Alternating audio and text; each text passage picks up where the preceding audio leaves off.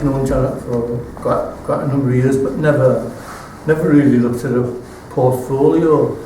And I forget how long it was. Last year sometime. I thought, well, show me your portfolio.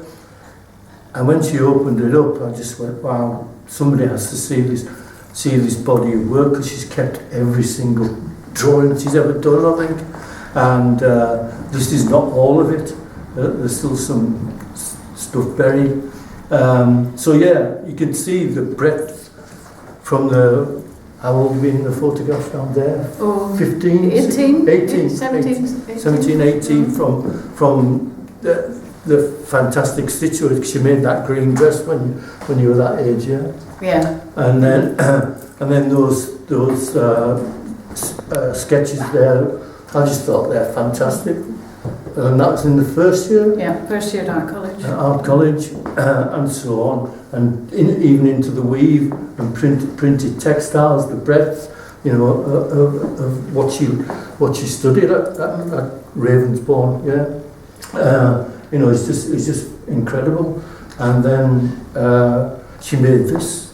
Give us a twirl. And I made that. The dresses in the window, they were from college. They were made for Twiggy, weren't they? Yeah, Twiggy was in fashion in those days. Everyone remembers Twiggy. Very thin. Marks and Spencer. And then she produced this. Well, this is all in my speech. Okay, I won't spoil it. Okay, Janet Hackney. So, are you ready for this? I wanted to start with a joke, and you did the right thing by laughing. Maybe I can keep you in stitches. And it's the irony opposite of wrinkly. Anyway, I must just start by thanking my sister Anthea and Robert for this amazing once-in-a-lifetime opportunity to showcase a lifetime's work in this wonderful gallery space in the house where I grew up. It means such a lot to me. I'm especially touched and moved by Robert's belief in my ability, given his expertise and experience, and he isn't listening. Anyway. So, thank you both from the bobbin of my heart, and my wife's bobbin also, as Daddy used to say. I left Wallace High School with one of my A-levels in art, always grateful to my art teacher, Miss Anderson, as she allowed me to do O-level in 1 year and A-level in 1 year. The green printed dress by the door is designed and screen printed and made for A-level in that year. I know it's amazing that I still have it. Quite a few treasures have been unearthed in the creation of this exhibition. I spent a year doing foundation studies in Hope Street in Belfast, which isn't there anymore, at the Ulster College of Art, and then took my portfolio to Ravensbourne College of Art in Kent, in Bromley in Kent. It has since moved to Greenwich. I had thought of doing jewellery in Birmingham, but that didn't work out, and my school friend Linda Jennings and I decided to do fashion and applied to Ravensbourne together. Linda Jennings happened to drop into here last year, and I haven't seen her for 50 years. I haven't seen her yet because I wasn't here, but we're hoping to meet up again. My mother drove us to Larne to catch the boat to England with a suitcase, a small sewing machine, my mean lean sewing machine. Later, when she returned home, she was called to the front door, which was there, to be told that a bomb had been planted in the police station across the road. As she opened the door to the police officer, it exploded, blowing him and her up the hall, that which was there, along the hallway, and all the windows in this house were blown in. I knew nothing of that night and the troubled years that followed, as I set off with a sense of adventures and photos of my designs taken by my Uncle Harry Duff, the black and white ones over there. You may have seen his award-winning black and white photographs in other exhibitions. And so, I missed the troubles. One of the students who also started in my year was Bruce Oldfield. There's a picture of him there, who went on to design dresses for Charlotte Rampling and Diana, Lady Diana. It was the time of Twiggy, David Bowie, Sandra Rhodes, Mark Bolan. I met him in a boutique where I worked a Saturday job in the King's Road as a machinist, and it was there I sewed metallic shirts for a disgraced pop star, Gary Glitter. 3 years later, nearly 50 years ago, my degree fashion show was held in the Institute of Contemporary Arts in the Mall in London. I wore the green lace outfit there at that night. I wasn't even as thin as Twiggy, but all these degree show outfits fitted me then. They don't even fit the mannequins. These are some of my sketchbooks from that time. Robert has assured me that they're worth displaying. I've always thought them somewhat naive. The designs for my final show were influenced by clothes worn in the 1940s. The music for my show was by the Ink Spots. My parents and Anthea came to London to see it, and later we had dinner in the revolving restaurant at the Post Office Tower in London, as I said, nearly 50 years ago. I accepted a fashion design job in the East End with a clothing firm. They had seen and liked my pleated coat design on the wall there. One of the models of the fashion show bought the coat, so I don't have that one anymore. The job was not very well paid and a long way to travel, and I was soon disillusioned with this choice. I tried a few other jobs, but finally went to visit my sister Christine, who lived and worked in Barbados. It was there that I decided to train to be a teacher so I could travel and work anywhere in the world. I returned to complete a PGCE in education at Stockwell College in Bromley. My second teaching practice offered me a job, and so it began. I met my husband at that school. All you needle is love. Beauty and the pleat. 4 years later, we moved from Bromley to Luton, where I made and sold patchwork quilts at Covent Garden. There's some examples. I went to them. The photo shows my workshop in my front room in Luton. And just to let you know, I'm holding a simple patchwork class here on Saturday the 25th of March. From Luton to Cloddy for a few years, no permanent work but lots of subbing, but with a can-do attitude, a sense of adventure, and a 1-year-old daughter. We moved to Malawi in southern Africa, making my original dream to teach around the world come true. An idyllic 11 years and 3 amazing children later, we moved back to Northern Ireland just before the Good Friday Agreement was signed. In Malawi, I taught art and textiles to A-level, became head of department, celebrated my pupils' work by exhibiting it locally, was commissioned to make textile pieces for a hotel chain, and got a golf handicap of 21. An amazing 11 years indeed. Thinking back, it seems too good to be true. We've been back in Northern Ireland for about 25 years now. I was lucky to get a job at Kilkeel High School. There I concentrated on textiles and feel pleased that a whole generation of pupils at that school learned how to sew on a button and use a sewing machine.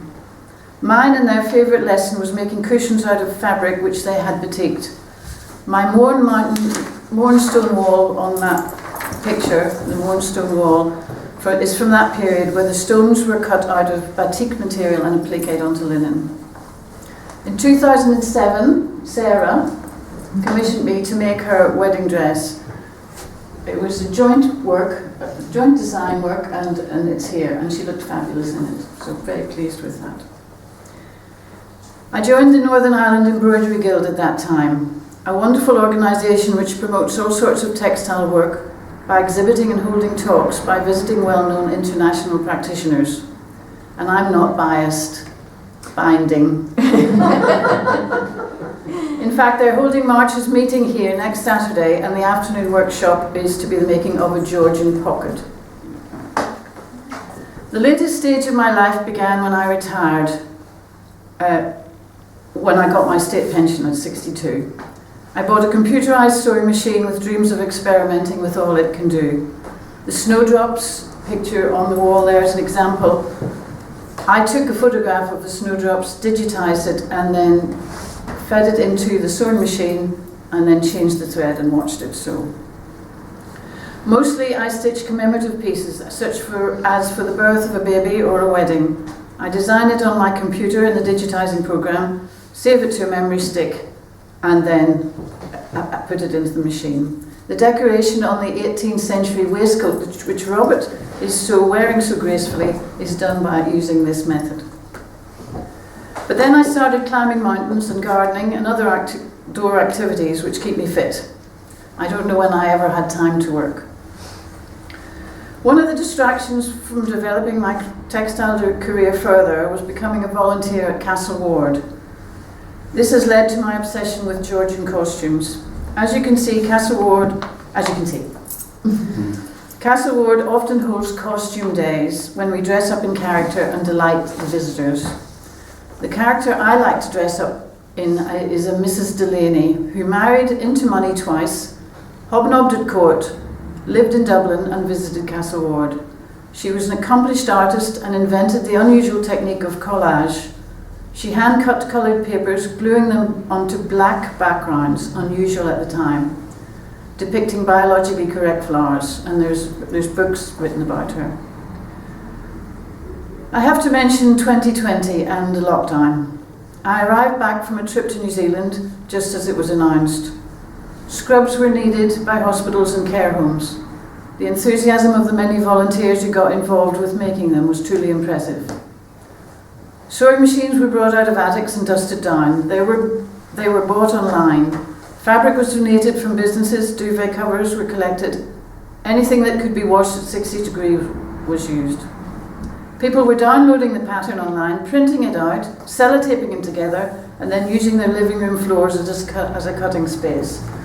And this is the pattern of the scrubs, and I was watching the Great British Sewing Bee at the time, so you'll notice that all my, actually that one doesn't, but on the trousers the seams match. And this is fabric that I would have picked up in Africa.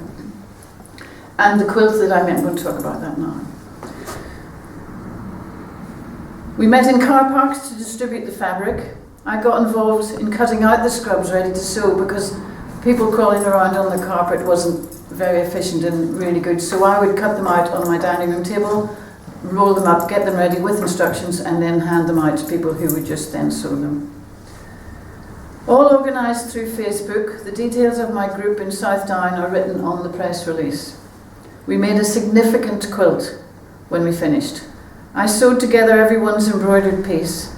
It has been in the Extraordinary Women's Exhibition in the Linen Hall Library in Belfast and is now permanently in Down Museum. A significant quilt is one made to commemorate a special event. At one of our early meetings after COVID times at the Embroidery Guild, which is usually held in the Ulster Folk and Transport Museum in Cultraw on the third Saturday of every month, I showed them the quilt. It was there I learned the title Significant. The advice was given to me to write about the quilt and attach it to it, as time would pass and the meaning of the quilt would be lost. I used my computerized sewing machine to do just that, sewing the information about it onto some fabric and then sewing it onto the back of the quilt. It was a good idea. Having reawoken my pleasure in sewing garments, I then started the Georgian costumes. Time on my hands, thanks to lockdown, meant that I could concentrate on learning this new skill. With the help of another volunteer at Castle Ward, Jane, who guided my first steps, I became obsessed. Jane is inspirational and actually now makes her costumes by hand, as they did in the 18th century. If you go to Castle Ward at a time when they're putting on a costume event, Jane will have made all the costumes. I've made 2 corsets, and she has made all the others. We use cable ties as the boning, cut and filed to fit each channel. So I use charity shop finds, and curtains are a valuable source of suitable fabrics. So I was now going to talk about the costumes a little bit, if you'd like to hear that. Yeah, so I'm going to move to this one here. In Georgian times, they wore a shift, the corset, they tied pockets on, then they had a stomacher, which is this triangular piece here, then the petticoat, and then the coat. The shift was the one that was washed, the other ones weren't washed, usually. And ladies had pockets like this for 200 years. Men had pockets in their clothes, but not ladies, and that lasted for 200 years. And even now, if you buy ladies' clothes, you'll often find the pockets aren't very good. That's left over from that time. And if you remember the nursery rhyme, Lucy Lockett lost her pocket, Kitty Fisher found it, it's from that time. These pockets got lost or stolen because you could cut the ribbon. Ladies used to keep everything valuable in them. And when I say ladies, I mean women. If you were sharing digs somewhere, you couldn't leave your belongings safely there. You had to carry them around. So you carried your work record, any money you had, any valuables you had in your pocket all the time with you. So if you lost it, you lost a lot. And the reason why we know this is that because they were lost and reported to the police, there are records of what was kept in the pockets. And those records cover 200 years.